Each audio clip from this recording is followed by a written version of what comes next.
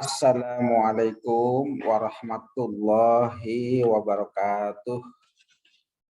Salam sehat selalu. Tabi pun.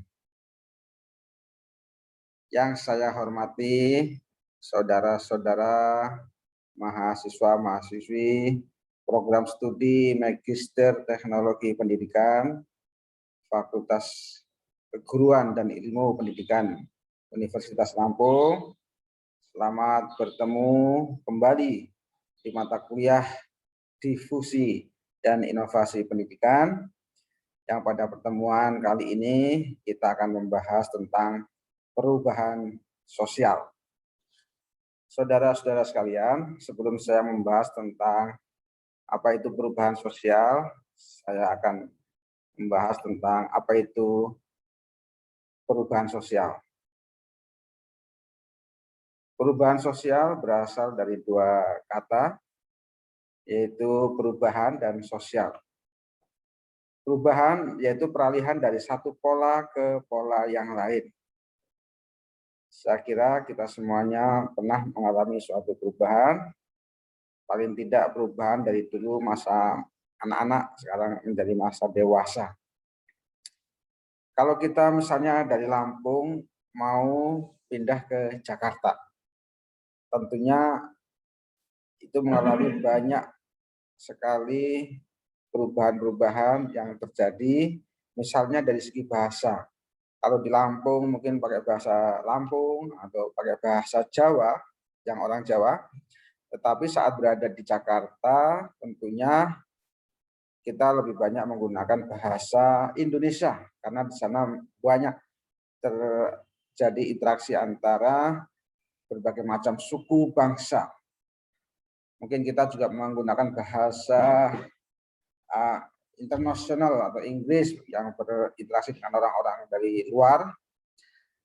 Ada perubahan dari segi bahasa, kemudian dari segi budaya juga ada perubahan dari budaya yang di Lampung mungkin pedesaan, kemudian pindah ke kota besar seperti Jakarta, tentu ada banyak perubahan-perubahan di situ dari segi budaya, sosial, ekonomi, dan seterusnya.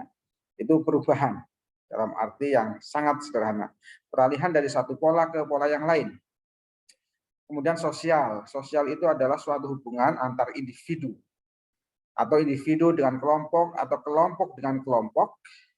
Misalnya kalau kita berkomunikasi dengan keluarga, dengan ayah, dengan ibu, dengan teman, dengan dosen, atau dengan guru, atau kita bergabung dengan organisasi, itu adalah sosial. Hubungan antar individu atau individu dan individu atau kelompok dengan kelompok. Jadi perubahan sosial adalah perubahan dari pola lama ke pola yang baru dalam hubungan bermasyarakat. Menurut para ahli, misalnya Robert McIver, perubahan sosial itu adalah perubahan yang terjadi dalam hubungan sosial. Sama seperti tadi, perubahan dalam hubungannya dengan kehidupan masyarakat, atau perubahan terhadap keseimbangan hubungan sosial. Equilibrium, ya, keseimbangan hubungan sosial. Dalam masyarakat, itu ada institusi-institusi, misalnya ada institusi pendidikan, institusi ekonomi, institusi politik, seni, budaya, dan lain-lain. Semuanya berfungsi sebagaimana mestinya. Ya. Tapi jika mereka tidak mempunyai fungsi yang sebagaimana mestinya, jika tidak mengalami keseimbangan, akan mengakibatkan konflik. Konflik berawal dari ketidakadilan, ketidaksesuaian antara harapan dengan kenyataan, yang karena ditimbulkan oleh beberapa warga yang egois. Perubahan yang terjadi tersebut karena ketidakseimbangan dalam kaitan dengan hubungan sosial itu adalah perubahan. Menurut William F. Ogden, perubahan sosial yaitu perubahan yang mencakup unsur-unsur kebudayaan material dan imaterial. Kebudayaan material misalnya ada patung, atau pakaian batik, atau rumah adat, atau gending, monumen, dan lain-lain. Semua bentuk kebudayaan material dan imaterial. Imaterial misalnya ide, atau nilai-nilai, atau norma-norma sosial, keyakinan, dan seterusnya. Perubahan yang mencakup unsur kebudayaan material maupun imaterial. Tetapi penekanannya ada pengaruh besar dari unsur kebudayaan material terhadap kebudayaan imaterial. Dari kebudayaan yang nyata atau nampak mempunyai pengaruh yang besar terhadap kebudayaan yang tidak nampak. Emil Durkheim, kebudayaan adalah hasil faktor ekologis dan demografis yang mengubah kehidupan masyarakat dari tradisional yang diikat oleh solidaritas mekanik ke masyarakat modern yang diikat oleh solidaritas organik. Perubahan masyarakat lebih ke sosial. Kalau masyarakat yang tadinya kekeluargaannya sangat tinggi, solidaritas sosialnya tinggi, gotong royong, kalau di kampung masih ada kerja bakti, itu berdasarkan suatu kesadaran kolektif dari masyarakat. Itu kerja bakti itu merasa sadar bahwa memang kerja bakti adalah sesuatu hal yang harus dilakukan oleh semua warga masyarakat, sehingga mereka punya kesadaran kolektif untuk kerja bakti, untuk keselarasan kehidupan bermasyarakat. Kemudian sifatnya juga memaksa kalau solidaritas mekanik. Jadi kalau di desa, kalau orang tidak pernah kerja bakti, maka dia akan mengalami suatu isolasi diri atau alienasi diri. Oleh karenanya kerja bakti walaupun tidak tertulis tetapi memaksa secara tidak tertulis. Itulah solidaritas mekanik. Kemudian kita lihat perubahan dari masyarakat mekanik tadi, solidaritas mekanik, ke masyarakat modern. Masyarakat modern diikat oleh solidaritas organik. Solidaritas organik itu berdasarkan kesepakatan bersama. Misalnya organisasi profesi, ada PGRI, Persatuan Guru Republik Indonesia, ada Persatuan Aduk Dosen, Ikatan Dosen Republik Indonesia, ada PGRI, ada IDRI, ada ID, Ikatan Dokter Indonesia, dan seterusnya. Jadi masyarakat modern. Masyarakat modern mungkin tidak ada kerja bakti, tapi cukup mereka membayar dengan sejumlah uang untuk dilakukan oleh orang tertentu yang sesuai dengan pekerjaannya. Nah, itu Emil Durkheim. Perubahan sosial adalah perubahan karena faktor ekologis dan demografis, dari desa ke kota, yang mengubah kehidupan dari tradisional ke modern, dari solidaritas mekanik ke solidaritas organik.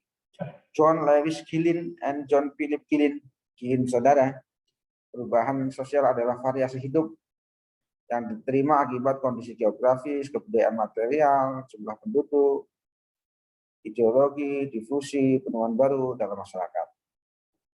Mark Weber, perubahan adalah perubahan situasi yang dalam masyarakat akibat ketidaksesuaian unsur-unsur di dalamnya.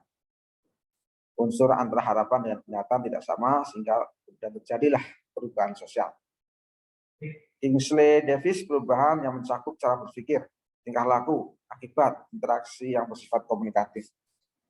Silo Sumarjan, perubahan sosial adalah semua perubahan yang terjadi pada lembaga masyarakat dalam hal nilai sosial, sikap, pola perilaku antara kelompok masyarakat. Itulah pengertian perubahan sosial dari berbagai para ahli. Pertanyaan kedua adalah mengapa terjadi perubahan sosial? Saudara-saudara sekalian, perubahan sosial itu terjadi karena adanya pemikiran. Manusia dikasih akal oleh Tuhan, pemikiran itu selalu berkembang. Setelah manusia punya akal, punya pikiran, kemudian manusia mempunyai kemampuan. Kemampuan dan pemikiran itu yang namanya kognitif, psikomotorik, afektif terus berkembang. Tidak pernah manusia itu statis atau stagnan atau mandek. Sehingga perubahan itu adalah seperti air mengalir, dia akan terus mencari celah di mana bisa mengalir. Sifatnya perubahan itu adalah sunnatullah atau hukum alam. Suatu kepastian. Bahkan Heraklitus mengatakan pantarai kai uden manai. Semuanya mengalir dan tidak ada sesuatu pun yang tetap tinggal. Artinya perubahan itu adalah sesuatu yang pasti, seperti air pasti akan mengalir ke tempat yang lebih sesuai. Ya. Sehingga perubahan cuma ada yang cepat, ada yang lambat, tergantung kebutuhan atau kesadaran atau tindakan. Contohnya masyarakat Jepang, di mana awalnya masyarakat Jepang itu diembargo oleh Amerika Serikat, diembargo minyak, sehingga kemudian Jepang mencari daerah yang merupakan penghasil minyak, sehingga Jepang waktu itu menjadi imperialis juga, tetapi kemudian kalah perang dengan Amerika Serikat dan sekutunya, sehingga dia kemudian memiliki kesadaran kolektif sebagai sebuah bangsa, kebutuhan, kesadaran untuk berubah, tidak ingin menjadi negara yang buruh atau negara budak, dia ingin menjadi negara yang majikan atau negara yang maju. Kita lihat sampai sekarang Jepang sudah maju sejajar dengan negara-negara yang lain seperti Amerika dan seterusnya. Mengapa Jepang bisa berubah seperti itu? Banyak faktor yang membuat Jepang itu bisa berubah dengan cepat, mungkin dibandingkan dengan kita Indonesia. Yang pertama, Jepang itu maju karena mereka menghargai waktu. Ini nih, kalau kita ingin maju, kita harus menghargai waktu. Dari detik ke detik, menit ke menit, jam ke jam, hari ke hari, minggu ke minggu, sampai bulan, tahun, nah itu dihargai oleh mereka. Waktu itu adalah uang menurut mereka ya. Jadi ciri orang yang maju, yang ingin berubah, menghargai waktu. Yang kedua, disiplin. Disiplin, setiap hari kita harus melakukan apa. Mulai dari jam 00, katakanlah masih tidur, kemudian jam 03.00, misalnya kalau yang muslim sholat tahajud, membaca Quran dan seterusnya, kemudian jam 05 atau 04.00 sholat subuh dan seterusnya lah. Itu disiplin. Sampai hal yang kecil, mengantri misalnya tiket kereta api dan seterusnya, itu ciri orang yang maju, yang ingin berubah harus berpikir tidak egois tapi harus sosial, antri ya, disiplin. Kemudian kita lihat Jepang itu tidak konsumerisme. Jadi orang kalau ingin berubah, janganlah menjadi konsumerisme atau hidup foya-foya, ya, demi gengsi dan seterusnya. Jepang walaupun dia menghasilkan negara penghasil elektronik atau seperti motor, mobil dan seterusnya, tapi hidupnya tetap sederhana, tidak konsumerisme. Kemudian kita lihat Jepang juga punya mindset bahwa malu apabila mereka tidak berprestasi. Sehingga mereka juga kalau tidak berprestasi malu, apalagi kalau korupsi. Kalau di tempat kita biasa-biasa saja, tidak berprestasi biasa-biasa saja. Itu juga apalagi korupsi, dianggap hal yang lumrah. Karena mungkin hukuman koruptor juga enggak lama ya. Kemudian orang Jepang juga hidup mandiri. Jadi sejak kecil sudah diajak untuk hidup mandiri. Beda dengan kita yang feodalisme, mungkin kita kurang memandirikan anak. Ya. Kemudian Jepang juga menghormati hasil produktivitas dalam negeri. Misalnya kalau petani lokal itu diberdayakan, dilindungi hasil negerinya, sehingga relatif mereka itu cinta produk dalam negeri. Kemudian terakhir Jepang bisa maju karena pendidikan adalah aset utama. Sehingga tentunya dana untuk kemajuan pendidikan lebih tinggi dari dana yang lain-lain. Saudara-saudara sekalian, itulah alasan mengapa terjadi perubahan. Selanjutnya, ciri-ciri perubahan sosial. Ciri-ciri perubahan sosial yang pertama, perubahan sosial itu selalu berkelanjutan. Dia adalah merupakan proses yang terus-menerus tidak pernah berhenti.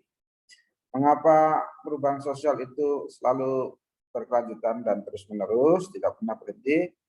Karena manusia, tadi sudah saya katakan bahwa manusia itu berpikir, bertindak, terus-menerus tidak pernah berhenti, selalu dinamis, aktif sebagai makhluk sosial, bergaul, dia melihat, memandang, mengalami dan seterusnya.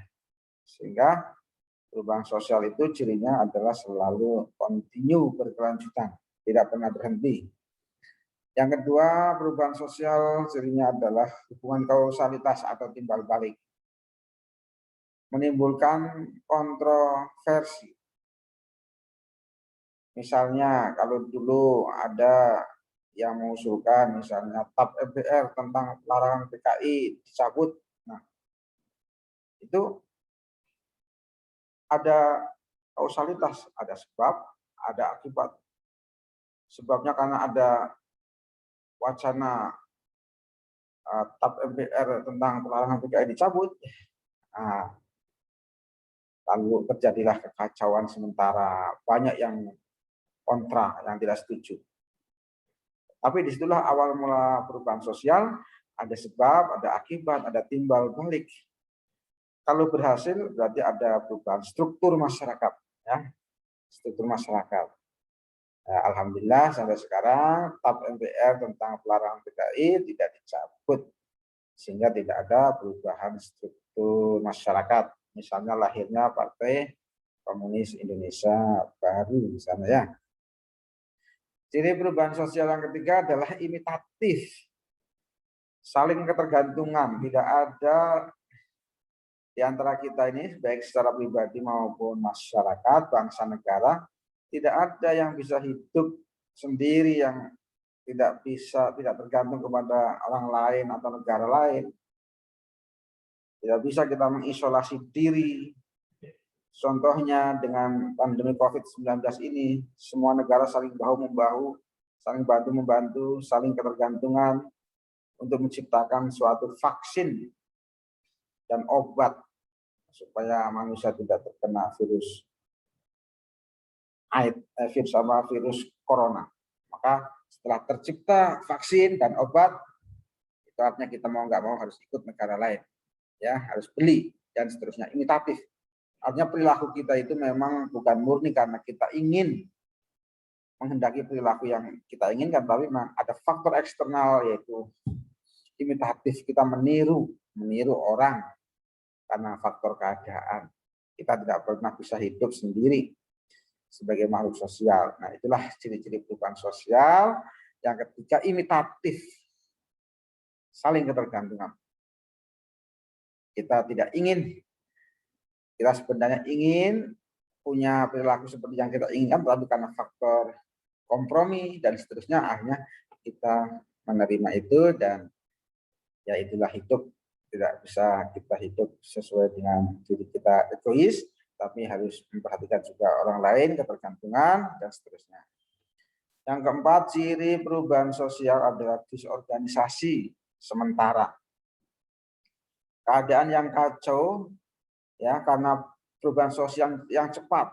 Nah, ini mengalami disorganisasi, kekacauan sementara. Seperti kasus 98, di mana kita waktu itu belum siap dengan perubahan yang mendasar, dari orde baru ke reformasi, maka terjadilah kekacauan. Jadi perubahan sosial yang sangat cepat bisa menjadikan masyarakat mengalami disorganisasi sementara.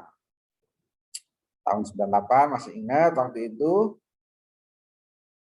banyak sekali pembakaran dan seterusnya, ya. Mudah-mudahan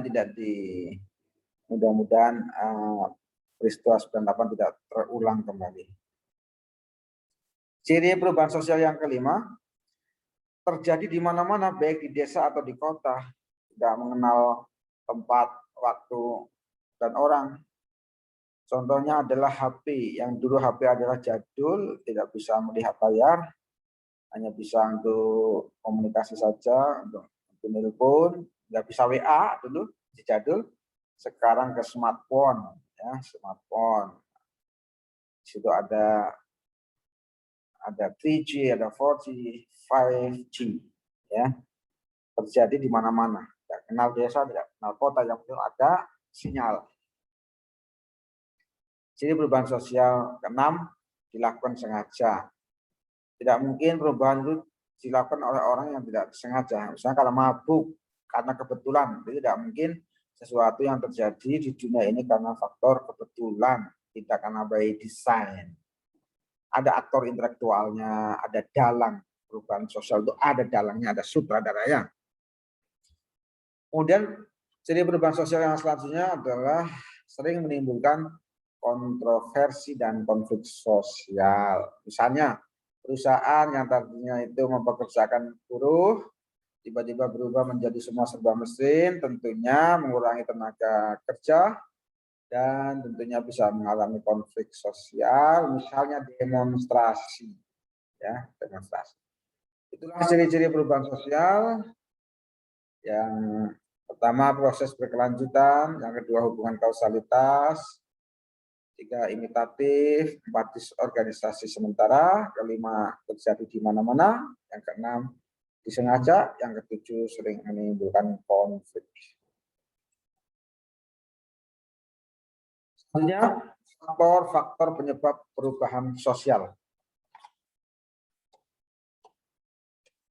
Apa yang membuat penyebab terjadinya perubahan sosial? Ada dua faktor, yang pertama internal, yang kedua eksternal. Yang internal pertama bertambahnya jumlah penduduk. Kita bisa membayangkan Jakarta tahun 50-an dengan Jakarta 2021. Jakarta 50-an penduduknya mungkin tidak sampai 1 juta. Berbeda dengan sekarang 2021 yang sekitar 10 juta.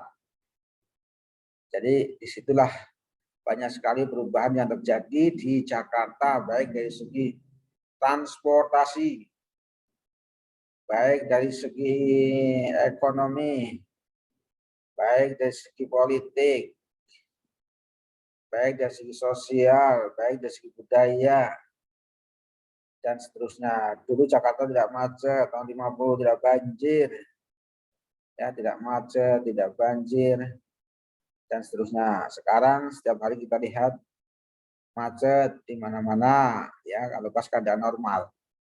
Tidak pandemi, banjir kalau hujan itu sudah menjadi makanan biasa.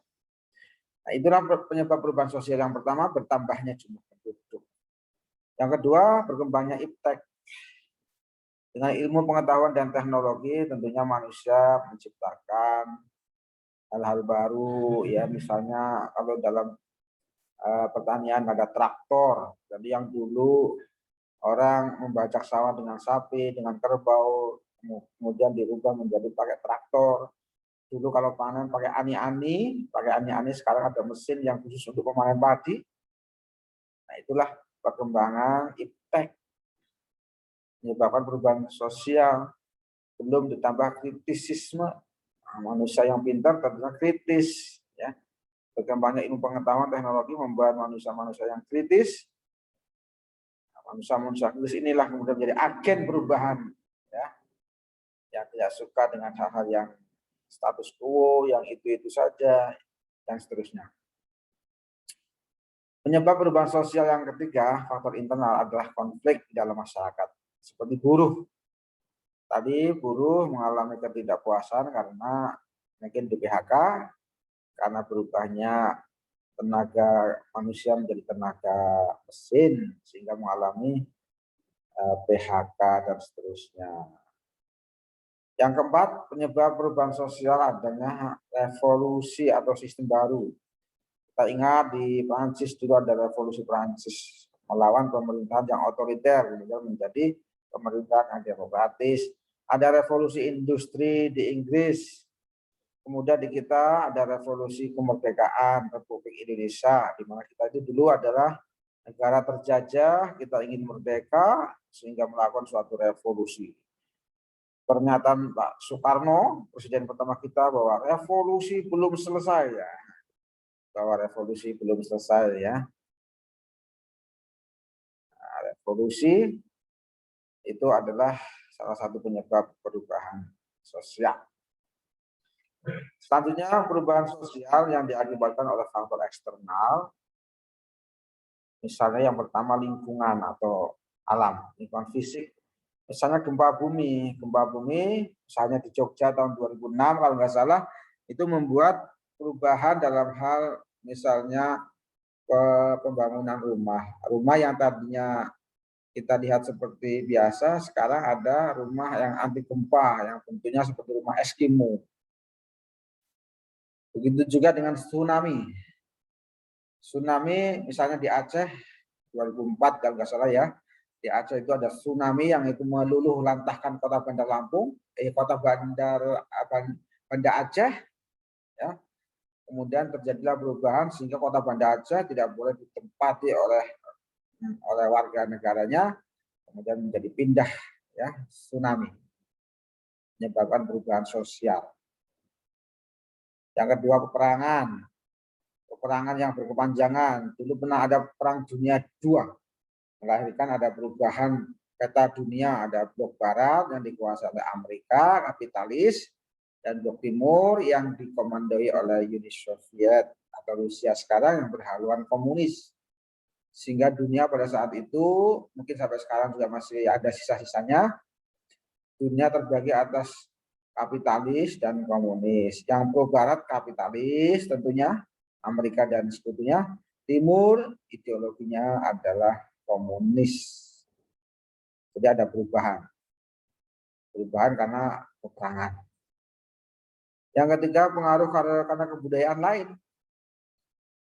Pengaruh kebudayaan lain bisa karena pakaian yang dulu kita mungkin awalnya kita pakai sarung atau batik, itu yang pakaian tradisional, tiba-tiba karena ada pengaruh budaya lain ya menjadi bukan sarung ya, atau seperti pakai jas, pakai apa ini yang di sini namanya dasi.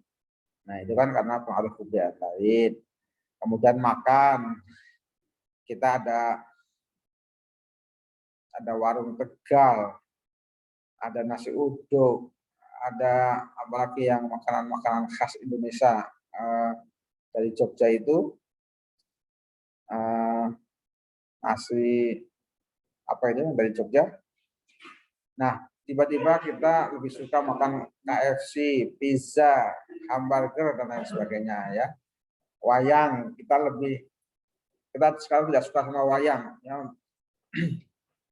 Dulu masyarakat dulu suka sekali dengan wayang, tapi kalau anak-anak sekarang lebih suka ke lagu-lagu pop, lagu-lagu barat dan seterusnya. Nah, itu perubahan sosial karena pengaruh kebudayaan lain. Kemudian yang keempat, pengaruh sistem pendidikan maju. Ya. Orang yang pendidikannya maju ingin supaya yang kuno diganti dengan yang baru yang lebih maju. Ya.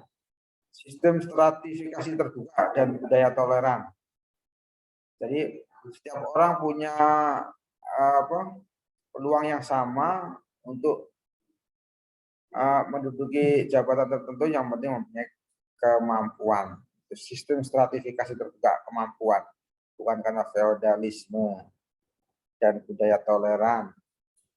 Kemudian masyarakat yang heterogen, kita lihat Amerika Serikat misalnya itu adalah heterogen.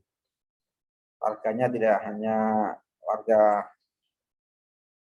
Indiana yang warga asli Amerika, tapi juga dari masyarakat dunia lain, multikultural, heterogen.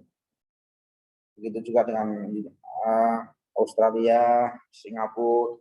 Jadi masyarakat yang terdiri dari bermacam-macam suku, heterogen, itu punya potensi untuk menjadi maju. Kemudian yang selanjutnya perubahan sosial bisa dipengaruhi oleh ketidakpuasan. Ketidakpuasan kebijakan, ketidakpuasan ekonomi, ketidakpuasan politik, dan seterusnya. Terakhir, perubahan sosial terjadi karena orientasi masa depan. Orang yang punya masa depan, yang menghendaki hari depan harus lebih baik dari hari ini, dia akan lebih optimis menghadapi masa depan, dan lebih maju serta ingin perubahan. Saudara-saudara sekalian, selanjutnya adalah apa yang menghambat perubahan sosial. Yang pertama, kehidupan masyarakat yang terasing. Di Papua itu ada suku Kombai dan Korawai. Mereka itu kalau tidur, tempat tinggalnya di atas pohon. Jadi antara pohon satu dengan pohon yang lain dibuatlah rumah di tengah-tengah itu. Nah, itu yang menghambat perubahan sosial. Kehidupan masyarakat yang terasing, dia hidupnya di tengah hutan, ya, jauh dari fasilitas publik seperti yang kita rasakan. Kehidupan masyarakat yang terasing membuat perubahan sosial terhambat. Kemudian yang kedua, perkembangan ilmu pengetahuan yang terlambat, akses pendidikan yang sulit, juga teknologi, misalnya ya, suku anak dalam di Jambi, dia tidak boleh memakai HP, TV, tidak boleh nonton TV, akses pendidikan sulit, dan seterusnya. Jadi perubahan sosial terhambat karena perkembangan ilmu pengetahuan yang terlambat, sikap masyarakat yang tradisional, ya, seperti suku Baduy dalam di Banten. Kemana-mana jalan kaki, tidak boleh pakai zat-zat kimiawi, pakai sabun nggak boleh, ya, pakai sampo nggak boleh, dan seterusnya. Ini masih tradisional. Suku Baduy dalam kemana-mana jalan kaki, tidak mau pakai kendaraan. Yang keempat, penghambat perubahan sosial, prasangka terhadap hal-hal baru, sifatnya konservatif. Menurutnya, kalau hal-hal yang baru itu bisa merusak mental dan seterusnya. Biasanya orang-orang tua ini sifatnya masih konservatif. Prasangka hal-hal yang baru dianggap merusak. Adat istiadat juga menghambat perubahan sosial, misalnya tidak boleh mengambil hasil alam dari Gunung Keranjang. Itu ada suku Kijang, suku Kajang di Bulukumba, Sulawesi Selatan. Jadi hasil alam dari Gunung Keranjang tidak boleh diambil karena itu dianggap keramat. Sehingga adat istiadat juga menghambat daripada perubahan sosial. Saudara-saudara sekalian, mahasiswa-mahasiswi yang saya hormati, kemudian dampak positif perubahan sosial apa? Yang pertama, efisiensi kehidupan sosial. Dulu saya masih ingat waktu masih mahasiswa, itu kalau kita ngirim uang itu pakai wesel. Wesel itu bisa 2 minggu baru nyampe. Kalau kita ngirim surat ke kampung, dari Jogja ke Lampung, itu suratnya juga sama, kadang 1 minggu baru nyampe, 2 minggu baru nyampe. Bayangkan sekarang nggak ada lagi wesel dan seterusnya, ya. Lewat HP sekarang nulis surat langsung nyampe. Globalisasi dunia itu sudah ada dalam satu genggaman tangan. Apa yang ada di sono sekarang bisa diketahui di sini. Ilmu pengetahuan sangat cepat. Itu dampak positif perubahan sosial. Yang kedua, dampak positif perubahan sosial mempercepat mobilitas sosial. Satu hari ini misalnya kita bisa kemana-mana ini, mobilitas sosial dengan pesawat terbang hanya 1,5 jam dari Jakarta kita bisa ke Singapura, ya. Dari Singapura kita bisa ke Kuala Lumpur, langsung ke mana gitu, ya. 1 jam kita sudah bisa di Bali dan seterusnya, ya. Jadi dengan perubahan sosial kemudian mempercepat mobilitas sosial, kita bisa keliling dunia asal punya uang. Nah, sampai sebulan sudah bisa keliling dunia. Yang ketiga, modernisasi, ya, dengan perubahan sosial tentunya kita yang dulunya HP-nya jadul sekarang 4G, jadi 3G dan seterusnya. Kalau dulu HP-nya jadul tidak ada layar, ya, tidak ada WA, tidak ada Facebook dan seterusnya ya. Modernisasi. Yang keempat, integrasi sosial, proses penyatuan. Perubahan sosial ini juga punya dampak positif. Misalnya tsunami. Waktu di Aceh dulu ada tsunami, kemudian TV, Metro TV itu menggalang dana itu luar biasa. Banyak orang membantu tsunami di Aceh, ya, mendapatkan beberapa miliar itu ya dulu ya, donasi kemanusiaan. Itu berarti perubahan sosial bisa membuat proses penyatuan, integrasi sosial.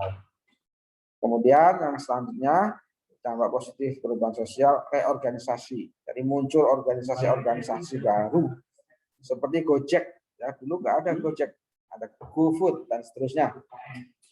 Di pemerintahan ada Mahkamah Konstitusi, ya. Dulu tidak ada Mahkamah Konstitusi dan seterusnya. Kemudian yang terakhir, tercipta lapangan pekerjaan baru. Ditemukan HP, berapa juta orang jualan HP itu ya. Belum yang lain-lain. Para mahasiswa sekalian yang saya hormati, selain dampak positif, tentunya ada juga dampak negatifnya. Dampak negatif perubahan sosial apa? Disorganisasi, yaitu hilangnya fungsi lembaga.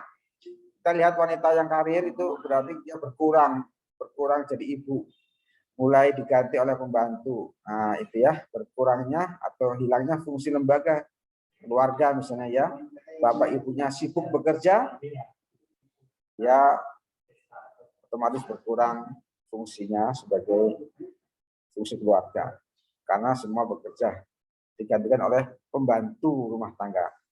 Yang kedua, dampak negatifnya adalah culture shock, kaget, keguncangan.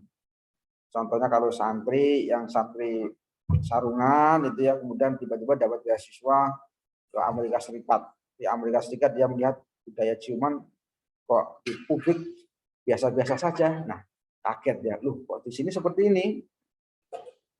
Dan seterusnya, mengalami keguncangan budaya. Atau kaget, loh di tempat saya nggak boleh begini nih, tapi di Amerika kok biasa-biasa saja. Ya. Kemudian yang selanjutnya culture lag, ketimpangan budaya. Orang tua tahunya HP itu hanya untuk komunikasi saja. Padahal banyak sekali fitur-fitur HP di situ, tidak hanya cuma untuk komunikasi. Nah, berarti terjadilah ketimpangan budaya. Apa yang diharapkan oleh si pembuat tidak sesuai dengan harapan. Ya.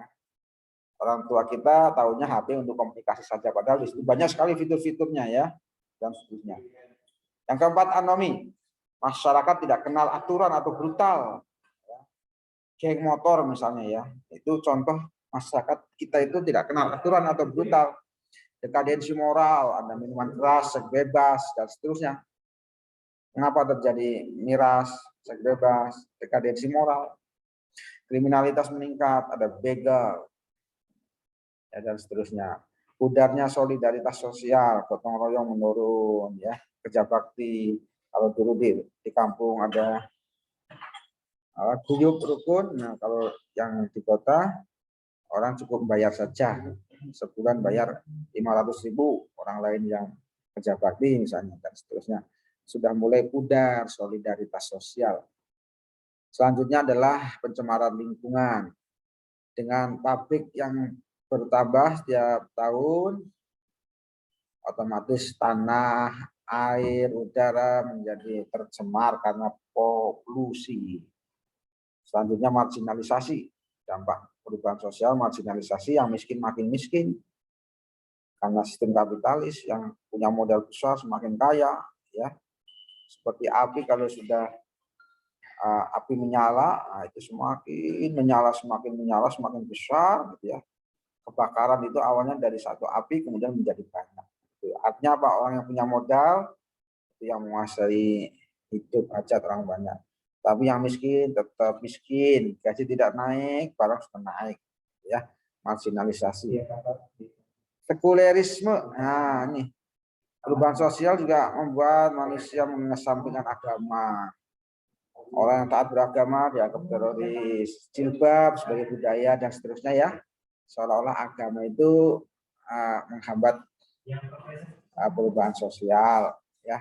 Jadi agama dikesampingkan. Urusan agama-agama, urusan politik-politik, kira-kira begitu. Jadi sekularisme itu memisahkan dikotomi antara agama dengan dunia.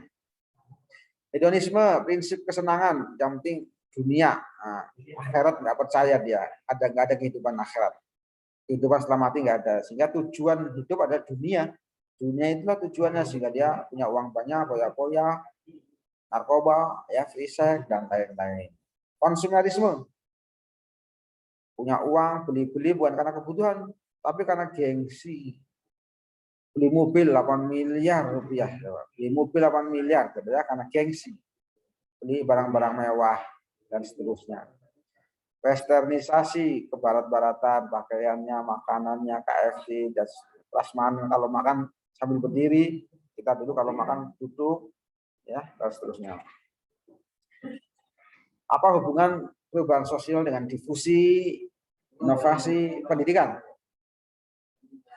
Manusia itu tadi saya katakan selalu berubah. Nah, karena berubah, maka mengalami banyak kemajuan. Kemajuannya baik materi maupun non materi. Jakarta tahun 50 dengan Jakarta tahun 2021 tentunya berbeda. Pendidikan itu salah satu sistem sosial budaya. Selain pendidikan tentunya ada sistem ekonomi, sistem politik, ya, mata pencaharian, ada seni, ada religi, alat-alat teknologi, ilmu pengetahuan teknologi, dan seterusnya itu ya. Ada 7 unsur-unsur budaya. Pendidikan termasuk sebagai salah satu sistem budaya, ya tidak lepas dari perubahan sosial. Difusi dan inovasi pendidikan itu bagian dari perubahan sosial atau sunatullah. Pendidikan pun harus berubah. Administrasi yang tadinya manual serba modern, penerimaan mahasiswa baru, sekarang sistemnya komputer atau PNS, pakai CAT, Computer Assisted Test. Kurikulum harus sesuai dengan dunia usaha dan dunia industri. Ada sekolah masyarakat, karena tidak semua manusia, tidak semua warga negara bisa masuk di sekolah formal. Makanya ada BLK, Balai Latihan Kerja, ya. Kurikulum yang didesain sesuai dengan kebutuhan masyarakat, karena masyarakat adalah sebagai pengguna, masyarakat sumber penting belajar. Oleh karenanya sekolah punya peran yang sangat besar bagi masyarakat. Sekolah tidak bisa lepas dari masyarakat karena pertama, sekolah membantu masyarakat memecahkan masalah-masalah sosial. Kriminalitas, ada sumber daya alam, sumber daya manusia, lingkungan hidup, tata letak kota, kemacetan, kemiskinan, banjir, dan seterusnya itu. Sekolah bisa memecahkan masalah-masalah sosial. Kemudian tentunya sekolah membekali pengetahuan yang dibutuhkan oleh masyarakat. Apapun masyarakat yang dibutuhkan pengetahuan apapun, itu ada di sekolah. Kemudian juga membekali keterampilan yang dibutuhkan masyarakat. Sekolah juga sebagai kawah candra di mukanya pemimpin bangsa, mencetak calon-calon pemimpin bangsa. Dan terakhir, sekolah sebagai kawah candra di mukanya pendidikan berbasis karakter. Oleh karenanya, berkarakter atau tidaknya suatu bangsa, suatu keluarga, dan seterusnya, salah satunya tergantung daripada sekolah. Kalau sekolah kita berkualitas, bermartabat, humanis, berkarakter, insya Allah warga negaranya semuanya juga berilmu pengetahuan, mempunyai teknologi, beriman, bertakwa, dan seterusnya. Sebagaimana cita-cita daripada sistem pendidikan nasional kita, yaitu mencetak manusia Indonesia seutuhnya yang beriman, bertakwa, dan seterusnya. Mungkin itu saja pertemuan kali ini. Kurang lebihnya mohon maaf. Assalamualaikum warahmatullahi wabarakatuh. Ada pertanyaan, dipersilahkan.